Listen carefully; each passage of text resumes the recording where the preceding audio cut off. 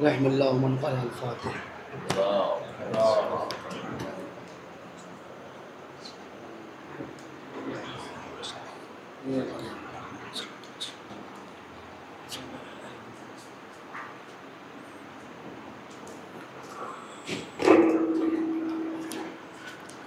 اور اوپر کریں نیچے اور کنٹینیو کریں.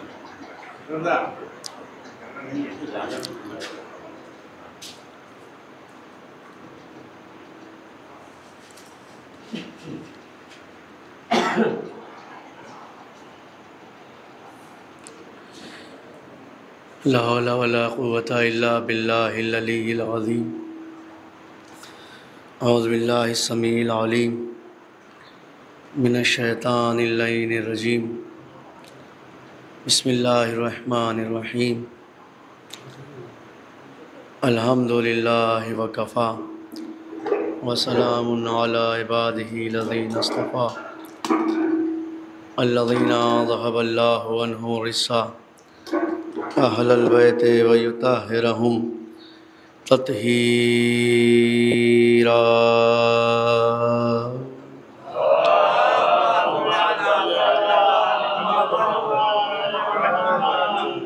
والصلاة والسلام والتحية والإكرام على سيد الأنبياء والمرسلين خاتم النبيين ملقب بطه وياسين محبوب رب المغربين والمشرقين مولا ومولا الثقلين جد الحسن والحسين أبي القاسم محمد.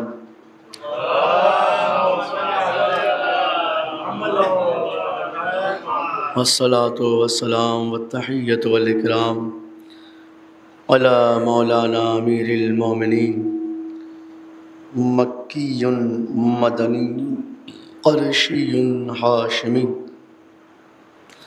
بهلول بطهي نبتهي صائم صوام قائم قوام من العرب سيدها ومن الوغى ليثها مولا ومولا الثقلين والد الحسن والحسين امام الحرمين فاتح البدر والحنين ابو السبطين مولانا علي بن ابي طالب.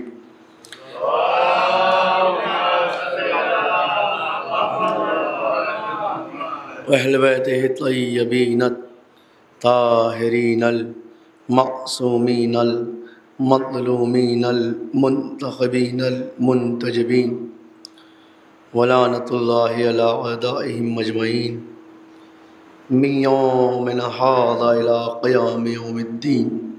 أما بعد فقد قال الله تعالى في كتابه الكريم وفرقانه المجيد. بسم اللہ الرحمن الرحیم. نون والقلم وما يسطرون ما انت بنعمت ربک بمجنون. صلوات بھیجئے محمد و آلہ.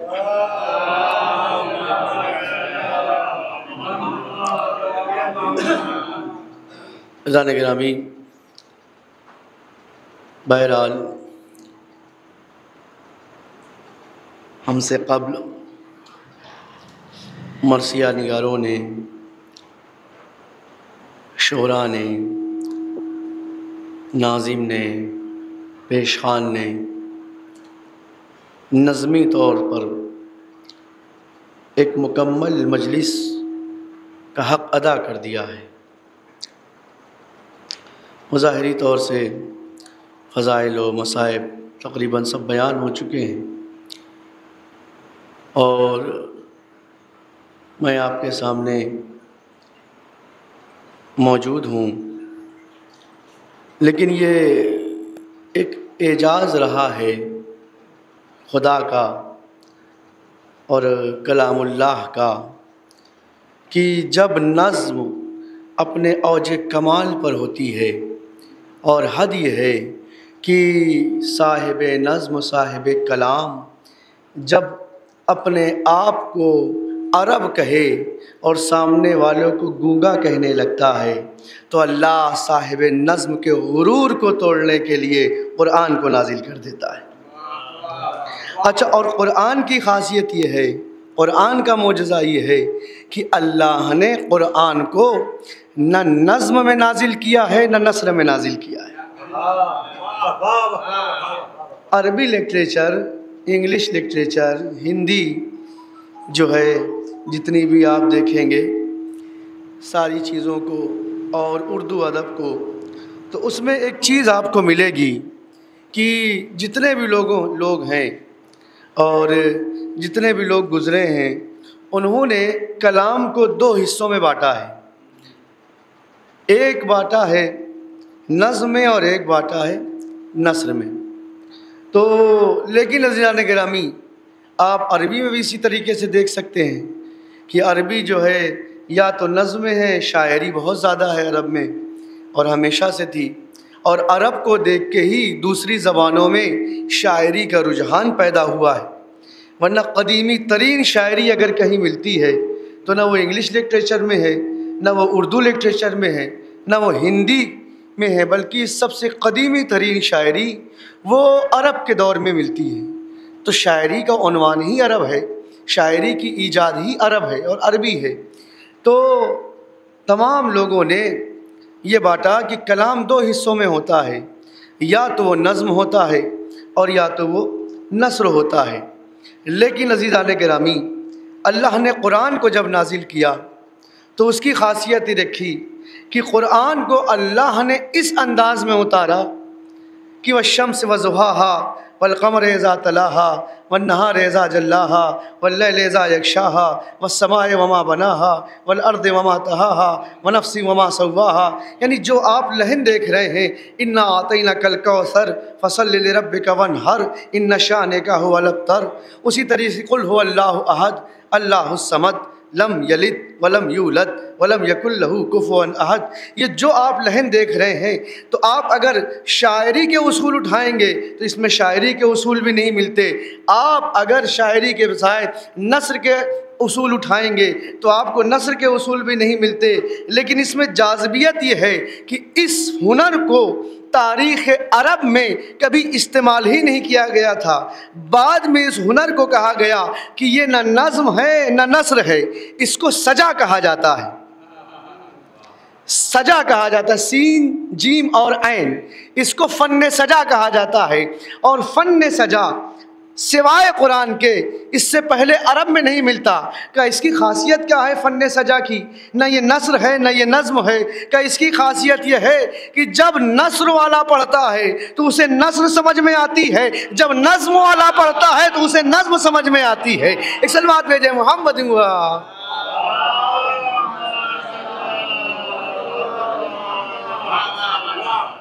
یہ فن سجا ہے۔ اللہ نے دونوں کو ایک ساتھ جواب دیا، 2 in 1 آنسر۔ کہا دیکھو تم اپنی شاعری پہ ناز کر رہے ہو، تم اپنی خطابت پہ ناز کر رہے ہو، تمہاری خطابت اپنی جگہ، تمہاری شاعری اپنی جگہ، ہم وہ چیز ایجاد کریں گے جو نہ تمہارے پاس ہے نہ تمہارے پاس ہے۔ اسی طریقے سے آپ قرآن کو کہیں سے بھی اٹھائیں آپ کو آہنگ ایک جیسا ملتا ہے، جبکہ شاعری نہیں ہے، اور آپ قرآن کہیں سے اٹھائیں تو آپ کو پیراگراف ملتا ہے جبکہ وہ نثر نہیں ہے، اس کا سیکوینس جگہ جگہ بدلتا رہتا ہے، اس کا انداز تکلم بدلتا رہتا ہے، اور کبھی کبھی تو گفتگو ہی بدل جاتی ہے، کبھی کبھی تو اگلی آیت عیسیٰ کے لیے ہے اور اس کے بعد والی آیت جا کے آدم کے لیے آ گئی، جبکہ عیسیٰ پہلے نبی نہیں ہیں، آخری نبی ہیں، اور آدم پہلے نبی ہیں، لیکن کہیں کہ عیسیٰ کا ذکر ہے فوراً بعد آدم کا ذکر ہے۔ مثل عیسیٰ کا مثل آدم، قرآن ہے، آدم کے ساتھ عیسیٰ کو ملا دیا گیا ہے، کہیں کسی نبی کے ساتھ کسی کو ملا دیا گیا ہے، اور کبھی کبھی تو تشبیہات ایسی دے دی گئی ہیں کہ کہیں پہ آپ سورہ تحریم پڑھیں تو سورہ تحریم میں جہاں نبی کی 2 بیویوں کا ذکر ہے کہ جنہیں آپ اگر یاد کریں گے تو انہوں نے نبی پر ایک تہمت لگائی تھی مغافیر کی، اور انہوں نے نبی جب شہد کھا کے آئے تھے تو انہوں نے توہین رسالت کی تھی کہ آپ کے منہ سے مغافیر کی بو آ رہی ہے، اور قرآن نے بڑے آسان الفاظ میں کہا کہ زغت قلوبہما، تم دونوں کے دل ٹیڑھے ہو گئے ہیں، اور دونوں کے نام بھی قرآن میں لکھے ہوئے ہیں کہ یہ پورا واقعہ بیان کر رہا ہے قرآن، اور جہاں دونوں ان ناخلف بیویوں کا ذکر ہوتا چلا گیا، یکایک قرآن نے اپنا لہجہ بدل کے کہا کہ ہم اسی طریقے سے ہم نوح کی بیوی کا بھی ذکر کرتے ہیں، لوط کی بیوی کا بھی ذکر کر دیتے ہیں، جبکہ لوط اور نوح کی بیوی الگ ہیں، پیغمبر کی یہ دو ناخلف بیویاں الگ ہیں، لیکن اللہ نے ان دونوں کا ذکر فرعون کی زوجہ آسیہ کے ساتھ نہیں رکھا، نوح کی ناخلف زوجہ اس کے ساتھ رکھا ہے، جس پر قرآن نے بھی لعنت کی ہے اور اللہ نے بھی لعنت کی ہے۔ ایک صلوات بھیجے محمد۔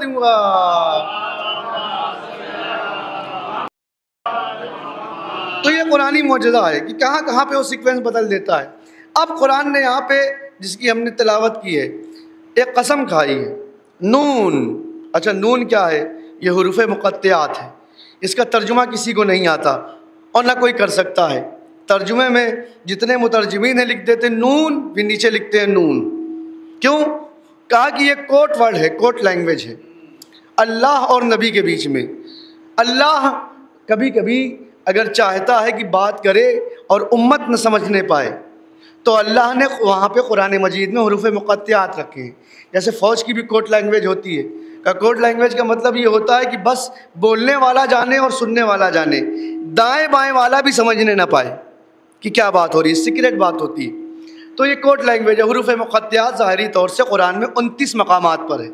اچھا لیکن اس میں بھی اللہ نے کوٹ رمز رکھا ہے اور ایک پاسورڈ رکھا ہے، غور کیجئے گا، ہے یہ 29 مقامات پر 29 جگہ استعمال ہوئے ہیں، لیکن اگر مکررات کو ہٹایا جائے جو ریپیٹ ہوئے ہیں، جیسے الف لام میم را، تو یہاں پہ 2 بار الف لام میم آ گیا، تو اگر ریپیٹ کو ہٹا دیا جائے جو بار بار استعمال ہوئے ہیں، ایک بار شمار کیا جائے، تو اس میں اللہ نے راز یہ رکھا کہ آپ گنیں گے تو 29، لیکن اگر ریپیٹ والے ہٹا دیں گے تو آپ کو صرف 14 حروف نظر آئیں گے۔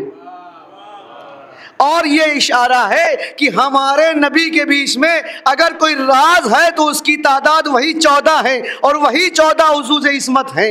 صلوات بھیجے محمد۔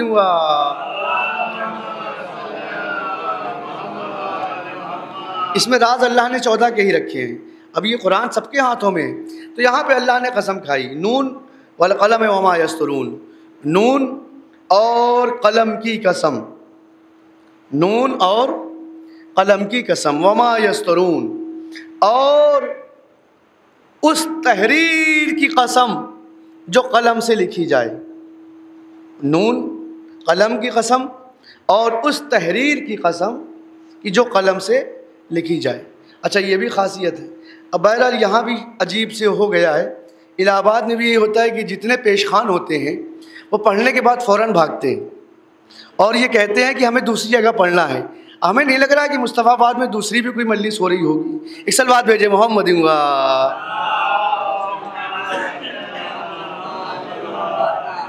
یہ خاصیت ہے ہمارے شہر الہ آباد کی کہ جتنے پیش خان ہوں گے پڑھتے ہی بھاگیں گے، چاہے پڑھنا ہو چاہے نہ پڑھنا ہو، ہمیں دوسری جگہ پڑھنا ہے۔ اچھا ہو کبھی کبھی صحیح بھی رہتا ہے، زیادہ تر باتیں ان کی حسن ظن پہ آپ لے جائیں، کیونکہ ایک ہی وقت میں 7 چیلم ہوتے ہیں، وہاں 8 چیلم ہو جاتے، چیلم کی مجلس سے ایک ساتھ، تو پیش خان اور سوز خان اگر ان کو پڑھنا ہوتا ہے، سوائے منظر صاحب کے جو یہاں بیٹھے ہوئے ہیں، کہ اگر انہیں کہیں، پہلی بات تو کہیں کا وعدہ ہی نہیں لیتے جب ایک جگہ پڑھنا ہوتا ہے، تو یہ جہاں پڑھتے ہیں وہیں بیٹھے رہتے ہیں، ورنہ زیادہ تر ہم نے شعراء کو دیکھا ہے، پیش خان کو دیکھا ہے کہ پڑھتے ہی بھاگتے ہیں، صرف وہ اپنا سنانا چاہتے، کبھی دوسرے کا سننا نہیں چاہتے۔ ایک صلوات بھیجے محمد۔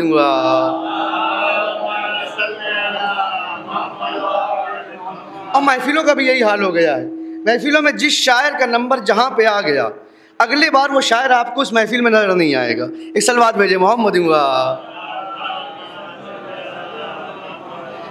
اب یہ عجیب ہے، بہرحال تو نون والقلم وما یسطرون، نون قلم کی قسم اور اس تحریروں کی قسم، یا اس تحریر کی قسم، دونوں لفظ استعمال ہو سکتا ہے، اور تحریر کی قسم کہ جو لکھی جائے اس قلم سے، قلم کی قسم اور تحریر کی قسم، یعنی اللہ نے اگر کسی چیز کو سمجھا ہے لائق قسم تو یہاں پہ قلم کو سمجھا ہے، یعنی قلم بہت قیمتی چیز ہے جس کا ذکر قرآن میں ہوا ہے، قلم کی قسم اور قلم سے لکھی جانے والے تحریر کی قسم۔ اچھا، قسمیں کس کی کھائی جاتی ہیں؟ ہمارا معیار کیا ہے قسم کھانے کا؟ کبھی آپ نے یہ دیکھا ہے کہ میرے پیر کی قسم؟ ہم نے سنا ہے کسی سے؟ یہ قسم کیسے کھائی جاتی ہے؟ سر کی قسم، یہ تو ہوتا ہے۔ آپ جب بھی کبھی قسم کو سنیں گے تو ہمیشہ سر کی کھائی جاتی ہے، کبھی پیروں کی قسم کھاتے نہیں سنا ہوگا۔ تو نتیجہ یہ نکلا کہ ہمیشہ قسم اس کی کھائی جاتی ہے جو بلند ہوتا ہے، کبھی پست چیزوں کی قسمیں۔ اچھا، کبھی آپ نے سنا ہے کہ ہماری بکری کی قسم؟ قسم کس کی کھائی جاتی ہے؟ کہ اولاد کی قسم، بیٹے کی قسم، بیٹی کی قسم۔ کیا یہاں بھی نتیجہ نکلتا ہے کہ کبھی بھی کم قیمت چیزوں کی قسم نہیں کھائی جاتی، بیش قیمت چیزوں کی قسمیں کھائی جاتی۔ ہمیشہ یا اولاد کی قسم کھائی جائے گی یا اپنے جان کی قسم کھائی جائے گی۔ تو یہ قسم کا ایک طریقہ ہوتا ہے کہ قسم جس کی کھائی جائے گی وہ بلند ہوگا، اونچا ہوگا۔ قسم جس کی کھائی جائے گی وہ بیش قیمت ہوگا، کم قیمت نہیں ہوگا۔ ہلکی پھلکی چیزوں کی کوئی قسم نہیں کھاتا ہے۔ اور قسم جس کی کھائی جائے گی وہ محبوب ہوگا۔ ہمیشہ پسندیدہ اور محبوب چیزوں کی قسمیں کھائی جاتی ہیں۔ نامحبوب اور جو چیز ناگوار اور ناپسند ہو کبھی اس کی کوئی قسم نہیں کھاتا۔ ہمیشہ جو انسان کو پسند ہوتا ہے، جس کے انسان کو تقدس ہوتا ہے، اس کی قسم کھاتا ہے۔ اسی لیے آپ نے سنا ہوگا کہ قرآن کی قسم، علم کی قسم، تعزیے کی قسم، قسمیں ہوتی ہیں۔ یعنی قسم کا ایک اصول یہ ہے کہ ہمیشہ مقدسات کی قسمیں کھائی جاتی ہیں۔ اللہ یہاں پہ کیا کہہ رہا ہے؟ اللہ کہہ رہا ہے کہ قلم کی قسم، لکھنے والے قلم کی قسم۔ تو قسم سے ہی سمجھ میں آ گیا کہ قلم ایک بلند شے کا نام ہے، قلم ایک مقدس شے کا نام ہے، قلم ایک اونچی شے کا نام ہے، اور قلم ایک گراں قیمت شے کا نام ہے۔ غور کیجئے گا، قلم، اب یہ کیا ڈسٹرب ہو رہا ہے؟ ایک سلوات بھیجے محمد ہوا۔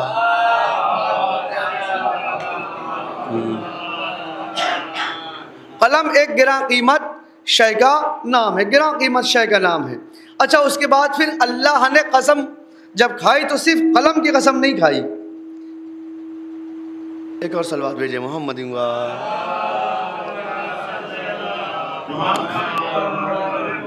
اللہ نے صرف قلم کی قسم نہیں کھائی، اس لیے کہ اگر اللہ صرف قلم کی قسم کھاتا، ایک اور سلوات بھیجے محمد ہوا۔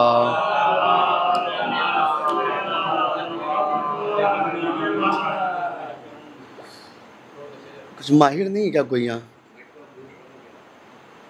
ایک بلند آواز سے سلوات بھیجے محمد ہوا۔ بس کافی ہے، کافی ہے۔ سلوات بھیجے محمد ہوا۔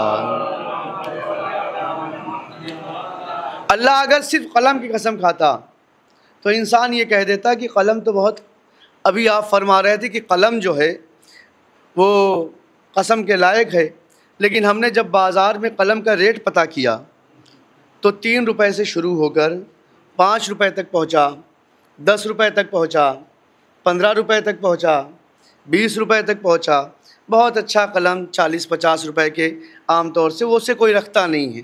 جتنے لکھنے والے ہیں بڑے سے بڑا آدمی، کوئی بہت قیمتی قلم نہیں، بہت برانڈڈ کوئی قلم آتا ہو 1,00,000-2 لاکھ کا، مجھے نہیں پتہ، لیکن ہم نے اپنی زندگی میں 15 روپے سے اوپر کا قلم استعمال نہیں کیا ہے، اور پوری زندگی ہم نے قلم سے لکھا ہے، لیکن ہم نے 10-15 روپے سے اوپر کا کوئی قلم استعمال نہیں کیا، میں جہاں تک جانتا ہوں۔ اس سے اوپر کا قلم اچھا بھی نہیں، میرے خیال سے بہت زیادہ اچھا بھی نہیں ہوگا، ملتا جلتا ہی ہوگا۔ تو 10 روپے، 5 روپے، 3 روپے کا بھی قلم آ جاتا ہے۔ اچھا، ابھی آپ مولانا فرما رہے تھے کہ قسم ہمیشہ اس کی کھائی جاتی ہے کہ جس کی قیمت زیادہ ہو۔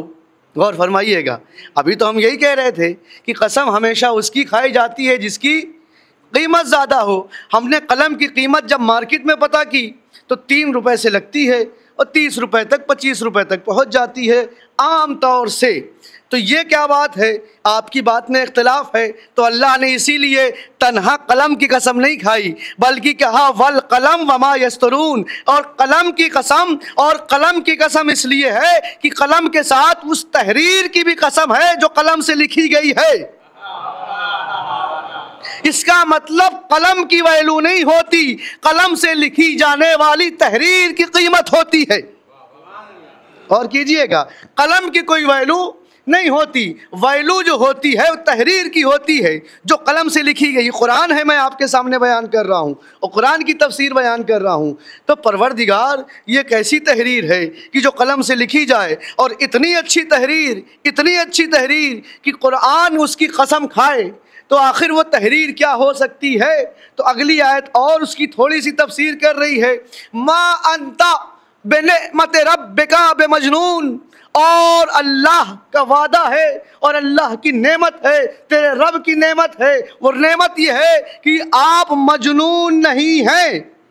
اچھا یہ عجیب سی بات ہوگی، قلم کی قسم، قلم سے لکھی جانے والی تحریر کی قسم، اور آپ کے رب کی نعمت یہ ہے، سند دے رہا ہے آپ کا پروردگار کہ آپ مجنون نہیں ہیں۔ اس کا مطلب یہ ہے کہ کوئی ایسی تحریر ہے کہ جس کے ساتھ دیوانگی کے تہمت جٹی ہوئی ہے۔ غور فرمائیے گا، کوئی نہ کوئی ایسی تحریر کی طرف اشارہ ہے کہ جس کے ساتھ جنون کی یہ تہمت ملی ہوئی ہے، منسلک ہے۔ تو ہم نے جب بخاری کے اوصاف پلٹے اور اوراق پلٹے تو ہمیں پتہ یہ چلا کہ ایک حدیث ملی کہ جس پہ نبی نے قلم بھی مانگا، کاغذ بھی مانگا، اور جب قلم کاغذ مانگا تو قلم کاغذ کے جواب میں جو تہمت لگی اسے جنون کہتے ہیں۔ اور فرمائیے گا، جو تہمت لگائی گئی، کہا ایت کہ ان کے اوپر ہذیان آ گیا ہے، وجہداری ہو گیا ہے۔ اس کا مطلب یہ ہے اللہ کو معلوم تھا کہ محمد کے آخر وقت میں قلم و تحریر کا جب مسئلہ اٹھے گا تو قیمت جنون اور تہمت جنون لگائی جائے گی، اور فوراً اللہ نے کہا کہ ہم پہلے ہی آیت نازل کر دیتے ہیں کہ نہ ہمارا نبی مجنون ہے، بلکہ نبی اگر کوئی تحریر لکھ دے تو وہ قسم کھانے کے قابل ہے اور قرآن کی آیتوں کے قابل ہے۔ ایک صلوات بھیجے محمد وآل۔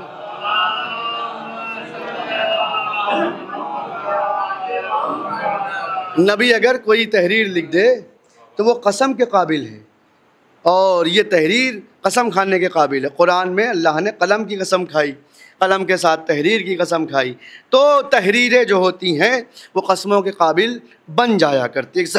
صلوات بھیجیں محمد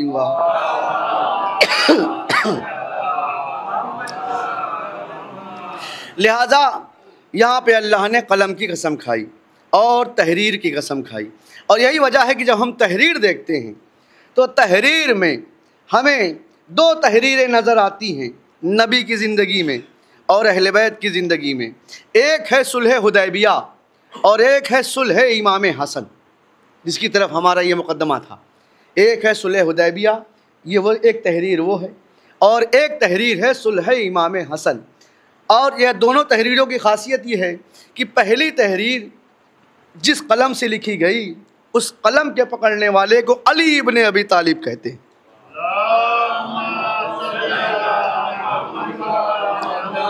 یعنی صلح حدیبیہ امیر المومنین نے لکھی، سب کو معلوم ہے کہ امیر المومنین نے ہی اپنے قلم سے صلح نامہ لکھا، اور صلح امام حسن خود امام حسن نے لکھی۔ اچھا دونوں تحریریں موجود ہیں اور دونوں کے شرائط موجود ہیں، یہ دو صلح ایسی ہیں۔ اچھا صلح جب ہوئی تو پہلی جو صلح ہوئی صلح حدیبیہ وہ کفار مکہ سے ہوئی، مشرکین مکہ سے ہوئی۔ اچھا جب ہم حدیثیں پڑھتے ہیں تو لوگ لکھتے ہیں کہ امام حسن حقیقت میں نمائندہ پیغمبر ہیں، اور نبی نے خود کہا ہے کہ الحسن والحسین ریحانتان، حسن اور حسین یہ دو خوشبو ہیں اور یہ میری خوشبو ہیں۔ یہ حدیث ہے، حسن حسین میری خوشبو ہیں اور قیامت تک یہ خوشبو باقی رہے گی۔ یہ بھی حدیث ہے، اسی کی اگلا جملہ ہے۔ تو لوگوں نے پوچھا یہ کیسے ممکن ہے؟ ظاہراً ہم دیکھ رہے ہیں کہ امام حسن کی شہادت ہوئی ہو جاتی ہے 50 ہجری میں، اور امام حسین کی شہادت 61 ہجری میں ہے، لیکن پیغمبر کی حدیث ہے کہ قیامت تک حسن اور حسین کی خوشبو باقی رہے گی اور ان کی وجہ سے ہماری خوشبو باقی رہے گی۔ تو اشارہ اس بات کا ہے کہ یہاں پہ امام حسن کی خوشبو سے مراد نسل سادات ہیں اور وقت کا امام امام عصر عجل اللہ تعالیٰ فرجہ شریف۔ تو تو حسن اور حسین جو ہے نبی کی خوشبو ہیں، یہ بھی ہے۔ کہیں پہ پیغمبر نے فرمایا کہ ان الحسن والحسین سید شباب اہل الجنہ، حسن اور حسین جنت کے جوانوں کے سردار ہیں۔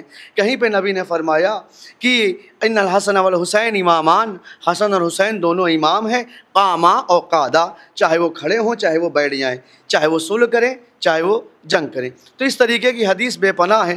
اور اسی طریقے سے جب ہم دیکھتے ہیں کہ رسول اللہ کے نمائندہ کون ہے، تو تمام علماء لکھتے ہیں کہ رسول اللہ کے نمائندے امام حسن ہیں، اور سب نے لکھا کہ ہاں رسول اللہ کے نمائندے امام حسن ہیں، اور ان کے علاوہ اور کوئی نمائندہ نہیں تھا اپنے دور میں۔ تو جب صلح امام حسن ہو رہی تھی تو اس کا مطلب یہ ہے کہ جب صلح حدیبیہ ہو رہی تھی تو رسول اللہ صلح کر رہے تھے، تو اسی طریقے سے ان کی نمائندگی میں امام حسن نے صلح کی۔ تو اب اگر یہ دنیا تسلیم کرتی ہے کہ صلح امام حسن میں امام حسن نبی کے نمائندے ہیں، تو دنیا یہ تسلیم کیوں نہیں کرتی کہ جس سے حسن صلح کر رہے تھے تو وہ کفار مکہ کا نمائندہ تھا، مشرکین مکہ کا نمائندہ تھا، پھر انہیں رضی اللہ کہتی ہے۔ ایک طرف تو بولتے ہیں اور دوسری طرف خاموش۔ اچھا یہ چیز اور آگے بڑھتی ہے، صلح کس بنیاد پہ ہوتی ہے؟ جب ہم پڑھتے ہیں تو صلح کی خاصیت یہ ہے کہ دنیا کا اصول یہ ہے کہ صلح اسی بنیاد پر ہوگی جس بنیاد پہ جنگ ہوگی۔ اچھا یاد رکھیے گا، جس بیس پر جنگ ہوگی اسی بیس پر صلح ہوگی۔ اگر جنگ ہو رہی ہے کشمیر کے مدعے پر، چونکہ پاکستان سے 3 بارڈر 4 بارڈر ملتے ہیں، راجستھان کا بھی ملتا ہے، پنجاب کا بھی ملتا ہے، کشمیر کا بھی ملتا ہے۔ اب مان لیے جنگ ہو رہی تھی کشمیر کے مدعے پر، POK کے مسئلے پر، یہ ہوا کہ جو ہے جنگ روکی جائے۔ کہ جب جنگ روکی گئی تو جنگ روکنے میں یہ ہوا کہ اب صلح کی جائے۔ اب صلح کرتے وقت دونوں طرف کے لوگ بیٹھے اور صلح کرتے وقت یہ لکھا گیا کہ دیکھو کشمیر کی جو بارڈر کی جنگ ہے کئی دنوں سے چل رہی ہے، اسے روکا جائے، اور روکنے کے بعد یہ کہا کہ وہ پنجاب والا جو پانی ہے وہ اتنے کیوب لیٹر جو ہے چھوڑا جائے گا۔ کیا بیوقوفی والی باتیں کرتے ہیں۔ مسئلہ تھا کشمیر کا، یہ پنجاب کہاں سے آ گیا؟ یہی ہوگا نا، مسئلہ جب کشمیر کا تھا، جنگ اس پہ ہو رہی تھی تو صلح بھی اسی پہ ہوگی۔ غور فرمایا آپ نے؟ شاید غور نہیں فرمایا۔ جس مسئلے پہ جنگ چل رہی ہوگی شرائط صلح میں وہی مسئلے ابھر کے آئیں گے۔ غور نہیں کیا؟ جس مسئلے پہ جنگ چلے گی اسی مسئلے پہ سیز فائر ہوگا۔ صلح امام حسن حقیقت میں سیز فائر ہے، یاد رکھیے گا۔ فائر جتنی بھی جنگیں ہوئیں تو جنگوں میں اگر جنگوں کے بعد صلح ہوگی، جیسے آپ دیکھ سکتے ہیں انڈیا پاکستان کی جنگیں ہوئیں، انڈیا چائنا کی جنگیں ہوئیں، تو جب چائنا سے صلح ہوگی تو ایسی صورت میں وہاں کے مسئلے پہ ہوگی، اسی طریقے سے لداخ کے مسئلے پہ ہوگی۔ لیکن جب ہم نے دیکھا کہ صلح امام حسن، تو ہم نے دیکھا کہ جب کشمیر کے مسئلے پہ صلح ہوئی تو اگر پنجاب کا ذکر چھیڑا جائے تو انسان سامنے والے کو دیوانہ کہے گا، بیوقوف کہے گا، اور غیر متناسب صلح کی شرائط بیان کرے گا۔ تو اسی طریقے سے ہم نے دیکھا کہ جو ایک قانون ہے دنیا کا کہ صلح میں اسی شرطوں کو بیان کیا جائے گا کہ جس پہ مدتوں سے جنگ چلی آ رہی ہے، غیر مانوس شرطوں کا ذکر ہوتا ہی نہیں۔ کرنے والا بھی ہمیں حماقت رکھتا ہے، سننے والا بھی حماقت رکھتا ہے، وہ بھی بیوقوف ہے، یہ بھی بیوقوف ہے کہ اگر غیر متناسب شرطوں کا ذکر کیا جائے۔ ہم نے شرط صلح امام حسن اٹھا کر دیکھا، چونکہ یہ قانون ہمارے ذہن میں آ چکا ہے کہ صلح اسی پر ہوگی جس پہ جنگ چل رہی تھی۔ تو جب ہم نے صلح امام حسن دیکھا تو پہلی شرط یہ دیکھی کہ معاویہ کتاب اور سنت پہ عمل کرے گا۔ اس کا مطلب یہ ہے کہ جنگ اسی بات پہ ہو رہی تھی کہ نہ معاویہ کتاب خدا پہ عمل کر رہا تھا نہ سنت پیغمبر پہ عمل کر رہا تھا۔ صلوات بھیجے محمد ہوا۔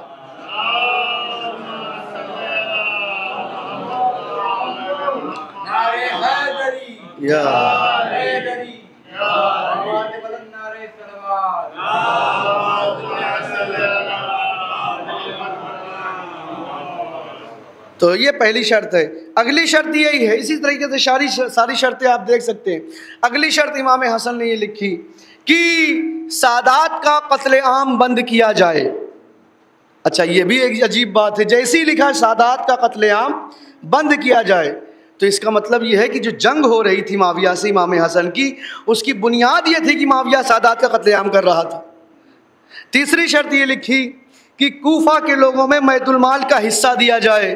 یہ شرط امام حسن ہے، کوفے کے لوگوں کو بیت المال میں حصہ دیا جائے، ان کے حقوق دیا جائے، جو ان کا حق بنتا ہو کسی بھی طریقے سے ان تک وہ حق پہنچایا جائے۔ اس کا مطلب یہ ہے کہ امام حسن کی جنگ اسی بات پہ ہو رہی تھی کہ معاویہ سارا بیت المال شام اور اپنے چاہنے والوں کو بانٹ رہا تھا، کوفے والوں کو اور تمام مسلمانوں کو بیت المال سے حق کے مسلمان نہیں پہنچ رہا تھا۔ یہی تو ہے، یعنی وہ خزانہ، سرکاری خزانہ جو تھا وہ صرف اپنے چنندہ لوگوں کو پریوار واد پھیلا ہوا تھا۔ پریوار واد جو آج کے زمانے میں ہے، وہ سب سے پہلے اس کی ایجاد بھی حاکم شام معاویہ نے کی ہے، پریوار واد کی، اور یہ امام حسن کی صلح میں ہے کہ کوفے اور اطراف کوفہ کے لوگوں کو بھی بیت المال میں حصہ دیا جائے۔ اچھا یہ بھی خاصیتیں ہیں، کہا اسی طریقے سے اور بھی جنگوں میں لکھا، اور اس کے بعد پھر ایک جو ہے شرط لکھی امام حسن نے کہ اپنے بعد معاویہ اپنے بعد کسی اور کو خلیفہ نہیں بنا سکتا۔ اور کیجئے گا، یہ شرط امام حسن میں ہے، اپنے بعد کسی اور کو خلیفہ نہیں بنا سکتا۔ اچھا یہ بھی خاصیت ہے، لوگ یہ کہتے ہیں کہ صلح کر لی تھی تو ایسی صورت میں صلح کے بعد آپ انہیں کچھ نہیں کہہ سکتے۔ یہ بھی ہے کہ صلح چونکہ کر لی تھی امام حسن نے، تو صلح کا مطلب یہ ہے کہ دل مل گیا تھا۔ ان کے کہنے کا مطلب یہ ہے، صلح کا مطلب یہ ہے کہ دل مل گیا تھا، سمجھوتا ہو گیا تھا، ایک دوسرے سے راضی ہو گئے تھے، ایک دوسرے سے شکوہ شکایت دور ہو گئی تھی۔ وہ صلح کو اس کا بیس بناتے ہیں، اس کا بیس بھی صلح حدیبیہ ہے۔ کفار مکہ کافر تھے، مشرک تھے، لیکن نبی نے صلح حدیبیہ کی تھی، تو کیا صلح حدیبیہ کا مطلب یہ ہے کیا نبی کا مشرک سے دل مل گیا تھا؟ اور فرما رہے کیا نبی کا مشرکین سے دل مل گیا تھا؟ صلح کا مطلب سیز فائر ہوتا ہے، دل کا ملنا نہیں ہوتا۔ ایک صلوات بھیجے محمد ہوا۔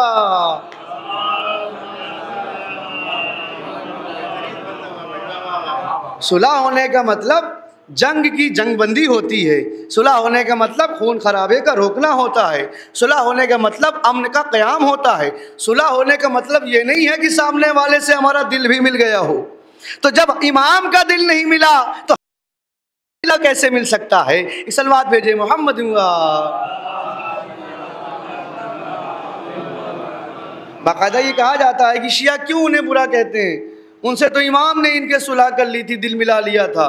دل ملنا الگ چیز ہے اور سیز فائر الگ چیز ہوتی ہے، اور یہ سارے شرائط امام حسن بتاتے ہیں کہ یہ وہ مدعے تھے کہ جس پہ حاکم شام سے جنگ چل رہی تھی۔ اچھا اور چیزیں آپ پڑھیں امام حسن سے متعلق، جن میں اچھا آپ کی بلاغت اور آپ کی کتابت کا ایک کمال یہ تھا کہ جس طریقے سے قرآن معجزہ ہے، اسی طریقے سے اہل بیت کی تحریر معجزہ ہے، اہل بیت کی تقریر معجزہ ہے، اہل بیت کے اقوال معجزہ ہیں، اہل بیت کے احادیث معجزہ ہیں۔ جس طریقے سے قرآن لاجواب ہے ویسی ان کی تحریریں بھی لاجواب ہے۔ جس طریقے سے قرآن کا جواب نہیں اور قرآن کی کاٹ نہیں لا سکتی، اسی طریقے سے آل محمد کے کلام کی کاٹ نہیں لا جا سکتی، جس میں سے کئی تحریریں ہیں۔ اچھا اور جس طریقے سے قرآن میں غور کیجئے، جس طریقے سے قرآن میں ہم نے شروع میں بیان کیا تھا کہ وہ فن استعمال ہوا ہے عربی لٹریچر کا، جو قرآن سے پہلے عربی میں بھی استعمال نہیں ہوا، دنیا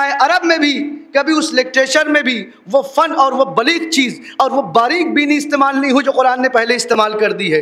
قرآن نے لوگوں کو سکھایا کہ ایسے بھی کلام ہو سکتا ہے، کہ انسان اگر شاعری کر رہا ہے تو اس پہ غرور نہ کرے، انسان اگر خطابت کر رہا ہے تو اس پہ بھی غرور نہ کرے۔ ہم ایک وقت میں دونوں کو نیچا دکھا سکتے ہیں۔ ہم ایسا فن لا کے دکھائیں گے کہ شاعری بھی مدھم نظر آئے گی، خطابت بھی مدھم نظر آئے گی۔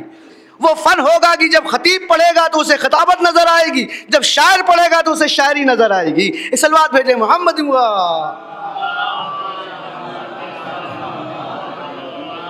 تو یہ قرآن کی خاصیت ہے۔ تو امام حسن کا ایک کلام ہے اور وہ اس کی بلاغت میں آپ کو بتا دوں، اس حدیث کو جو ہے حدیث حسن کہا گیا ہے۔ حدیث حسن، اس میں امام حسن نے ایک فن کا استعمال کیا ہے اور بڑا باریک فن ہے۔ اللہ جانے ہماری بات جائے گی یا رائے گا ہو جائے گی، لیکن کم سے کم ریکارڈ میں رہے گی۔ ایک صلوات بھیجے محمد ہوا۔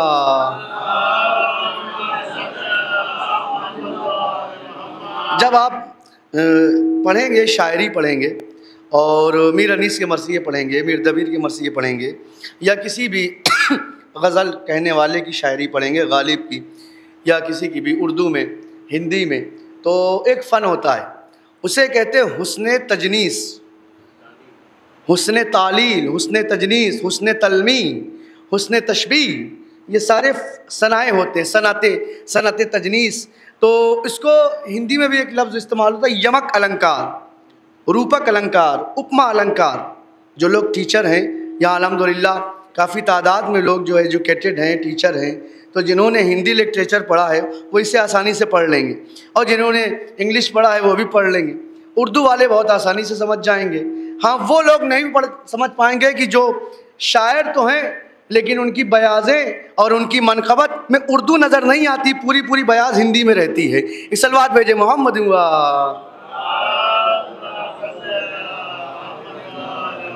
تو فن کو نہیں سمجھیں گے، وہ خالی بس جوڑ لیتے ہیں الفاظ کو، لیکن انہیں اردو نہ لکھنا آتا ہے نہ پڑھنا آتا ہے، تو ان کے لیے نہیں ہے، معذرت ہے۔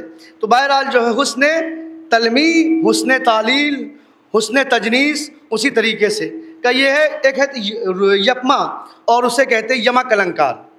اس کا خاصیت کیا ہوتی ہے؟ اس کی خاصیت یہ ہوتی ہے کہ الفاظ الگ الگ ہوتے ہیں، 2 بار 3 بار استعمال ہوتے ہیں ایک ہی لفظ، لیکن ہر بار الگ معنی دیتے ہیں۔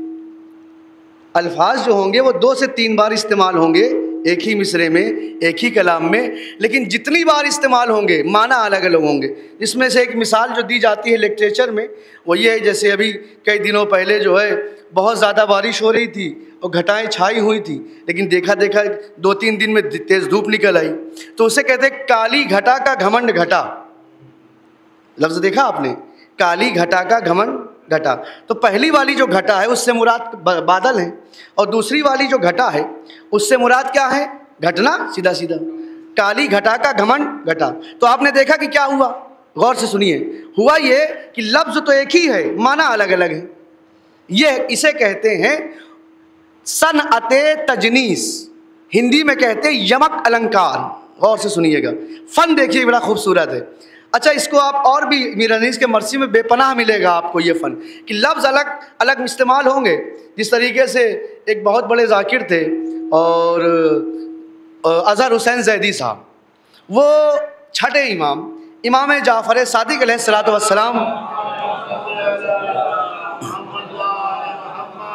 کی مجلس پڑھ رہے تھے، ان کی شہادت کی مجلس تھی، اور جعفری چونکہ ہمیں کہا جاتا ہے چھٹے امام سے منسوب ہے ہماری فقہ، تو وہ پڑھ رہے تھے فقہ جعفری کے اوپر، اور انہوں نے اپنی خطابت میں اس فن کا استعمال کیا اور کہا کہ جعفری ہونے کا تمہیں اندازہ اور تمہیں مزہ تو تب آئے گا، غور سے سنیے گا، جعفری ہونے کا تمہیں اور ہمیں مزہ تب آئے گا کہ جب فرشتہ دروازے جنت پہ کھڑا ہوگا اور تم سے پوچھے گا تم کون ہو، تم کہو گے کہ ہاں ہم جعفری ہیں، تو فرشتہ یہ کہے گا جعفری ہو، غور کیجئے گا، جعفری ہو تو جعفری ہو،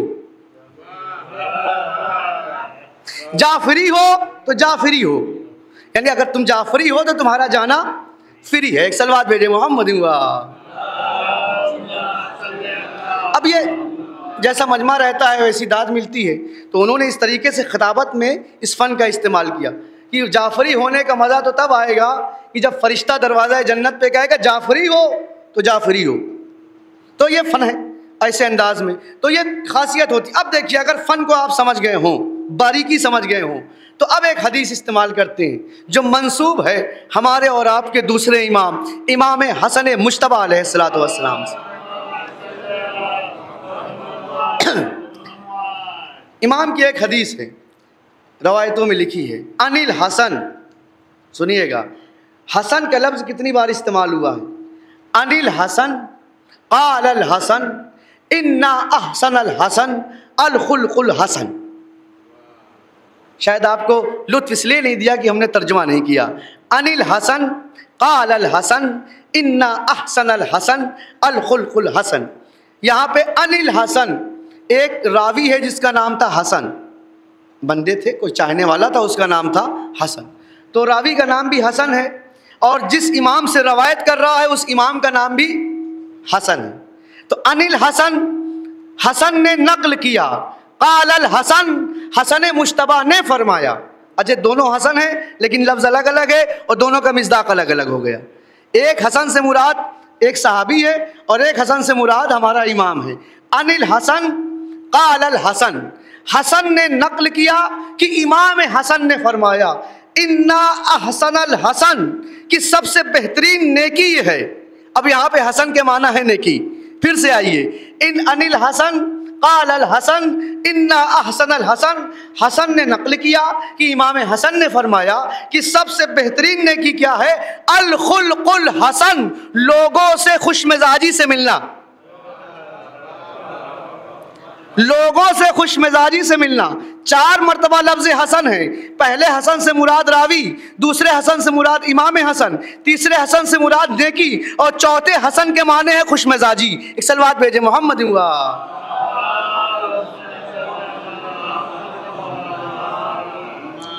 تو یہ فن ہے اور یہ جو ہے امام حسن نے استعمال کیا کہ عن الحسن قال الحسن انا حسن الحسن الخلق الحسن. ایک ہی لائن میں 4 بار حسن اور چاروں بار الگ معنی. غور فرمایا؟ تو اسے کہتے ہیں حسن تجنیس، صنعت تجنیس. تو ایسے آپ کو اہل بیت کے کلام میں ملے گا، لیکن یہ ہے کہ اس کا لطف تب آتا ہے کہ جب لطف لینے والا فنکار ہوتا ہے. ایک صلوات بھیجے محمد ہوا. تو ایسی تحریریں جو ہوتی ہیں، چونکہ ہم نے جس آیت کی تلاوت کی ہے اس آیت سے ہم منسوب کر رہے ہیں، یہ وہ تحریریں ہیں کہ قسم کھانے کے قابل ہیں. نون والقلم وما یسطرون، نون قلم کی قسم، ان تحریروں کی قسم جو قلم سے لکھی جائے. تو قلم سے لکھی جانے والی ایسی ویسی تحریریں نہیں ہوتی جن کی اللہ قسمیں کھاتا ہے. قلم سے لکھے جانے والی ان تحریروں کی قسمیں کھاتا ہے جو حسن نے لکھی ہیں، جو حسین نے لکھی ہیں، جو علی نے لکھی ہیں، جو امام صادق نے لکھی ہیں، امام باقر نے لکھی ہیں. صلوات بھیجے محمد ہوا.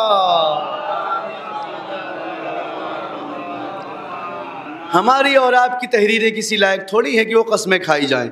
قرآن اگر تحریروں کی قسمیں کھائے تو وہ تحریریں پھر معصوم لکھتا ہے. وہ تحریریں ایسی ہیں کہ ان کا اثر دائمی ہوتا ہے، ان کے اثرات بھی اسی طریقے سے. امام حسن کی تحریر کا ایک معجزہ ہم آپ کو بتا دیں کہ یہ جو آپ نے سنا ہوگا عبید اللہ ابن زیاد. عبید اللہ ابن زیاد کون تھا؟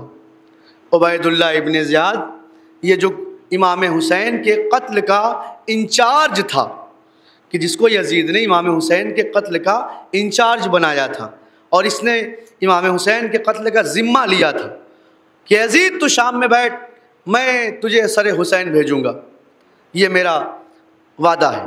اور پھر آپ دیکھ سکتے ہیں کہ عمر سعد جو کربلا میں ملعون تھا، لشکر یزید کا جو ہے سردار تھا، اس کا جو خود خط آتا تھا وہ یزید کو نہیں جاتا تھا.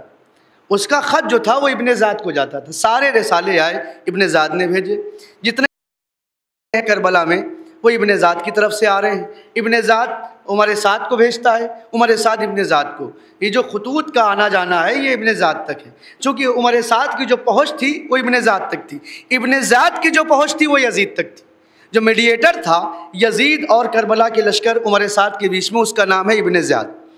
اور آپ یہ بخوبی اندازہ ہو گیا، یعنی پوری کربلا کا جو ذمہ دار ہے یزید کے بعد وہ ہے ابن زیاد. حالانکہ ابن زیاد بھی کربلا میں نہیں تھا اور یزید بھی کربلا میں نہیں تھا، لیکن یہ پوری سازش اور پورا سسٹم ابن زیاد کا بنایا ہوا تھا. اور کربلا میں کب کیا ہوا، ایک ایک پل کی خبر ابن زیاد کو جاتی تھی. اور کربلا میں جتنے مظالم ہو رہے تھے وہ ایک ایک ظلم ابن زیاد کے اشارے پہ ہو رہے تھے. یہ سب کو معلوم ہے، تحریروں میں لکھا ہوا ہے. تو اتنا ظالم کیوں تھا، یہ اتنا بڑا دشمن کیوں تھا مولا علی کا، اور اتنا زیادہ دشمن کیوں تھا امام حسین اور ان کے بچوں کا؟ تو اس کی جب ہم نے تحریر کو دیکھا اور اس پہ ہم نے جب ریسرچ کی کہ آخر کیا بات ہے، تو ہمیں پتہ چلا کہ یہ جو ہے زیاد کا بیٹا تھا. کس کا بیٹا تھا؟ زیاد کا بیٹا تھا، عبید اللہ ابن زیاد. اچھا زیاد کون تھا؟ کیا زیاد کے ساتھ جب ہم نے تاریخ میں نام دیکھا تو ہمیں ملا کہ زیاد کے باپ کا نام کسی کو پتہ نہیں تھا. ساری تاریخوں نے لکھا کہ زیاد ابن ابی، زیاد ابن ابی. اب کے معنی ہوتے ہیں باپ، و ابوہا و بعلوہا و بنوہا، حدیث کے سامنے سنا ہوگا. تو تاریخ میں ملتا ہے کہ اس کا کیا نام تھا؟ زیاد ابن ابی. زیاد اپنے باپ کا بیٹا، یہ طریقے کی گالی بھی ہے. زیاد اپنے کسی باپ کا بیٹا، یعنی باپ کا نام نہیں پتا، بس یہ لوگ کہتے تھے کہ زیاد ابن ابی، زیاد اپنے باپ کا بیٹا ہے، یعنی باپ کا اصلی نام کسی کو پتا نہیں تھا۔ اچھا یہی مسئلہ تھا کہ جب یہ چونکہ جو زیاد تھا، جس طریقے سے عبید اللہ ابن زیاد یزید کا رائٹ ہینڈ تھا، اسی طریقے سے جو زیاد تھا یہ معاویہ کا رائٹ ہینڈ تھا۔ معاویہ کے 2-4 لوگ بہت خاص تھے، ایک تو عمرو یاس تھا اور ایک مغیرہ ابن شیبہ تھا، انہی میں سے ایک تھا یہ زیاد ابن ابی، بہت خاص، اور اتنا خاص تھا کہ حاکم شام نے اسے اپنے تمام تر چیزوں کا امیر بنا دیا تھا اور بہت چیزوں کی اس کی حکومت دے دی تھی، اور اسی کی رائے سے بہت کام کرتا تھا، تو اس کا نام تھا زیاد ابن ابی۔ اچھا جب ایک مرتبہ جو ہے امام حسن نے خط لکھا اور اس طریقے سے جو ہے بات ہوئی، تو سارے لوگ اس کو کہتے تھے زیاد ابن ابی، تو اسے برا لگتا تھا جب کسی کے کہا جائے کہ فلاں اپنے باپ کے بیٹے، فلاں اپنے کسی باپ کے بیٹے، تو برا تو لگے گا ہی، تو اس سے بہت پریشانی تھی کہ میرے باپ کا نام پتہ چل جائے کہ ہم کس کے بیٹے ہیں، بہت پریشان تھا۔ تو اس کو جاتے جاتے، غور کیجئے گا، جاتے جاتے حاکم شام کو ابو سفیان نے یہ بتایا کہ بیٹا اتنا یاد رکھنا کہ وہ جو تمہارا ہے زیاد، وہ تمہارا بھائی ہے، اس کا خیال رکھنا۔ تو معاویہ نے پوچھا وہ بھائی کیسے ہے؟ کہ بس میں کہہ رہا ہوں اس کا خیال رکھنا، وہ تمہارا چھوٹا بھائی ہے۔ تو یہ چیز بہرحال ان کے سمجھ میں نہیں آئی، لیکن جب ابا نے کہا تھا تو ماننا پڑے گا۔ تو ایک مرتبہ اس نے بلایا ایک بہت بوڑھے آدمی کو، غور کیجئے گا، اور اس کا نام بھی تاریخ میں لکھا ہوا ہے، غور سے سنیے۔ امام حسن کا تحریری معجزہ کیا ہے؟ ایک صلوات بھیجیں محمد ہوا۔